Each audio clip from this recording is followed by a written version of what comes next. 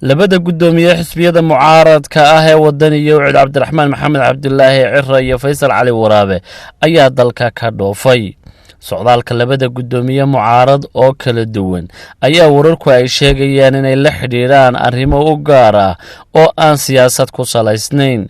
waxaase uu socdaalkoodu ku soo beegmaya iyadoo aanay weli dhammaan qadiyada guddida doorashooyinka ee wakhtigan iyo dib u soo celinta guddigii hore ee lagu taliyey in lagu soo celiyo komishanka doorashooyinka kuwaas oo go'aamada ay ka soo saareen guddida dhexdhexaadintu.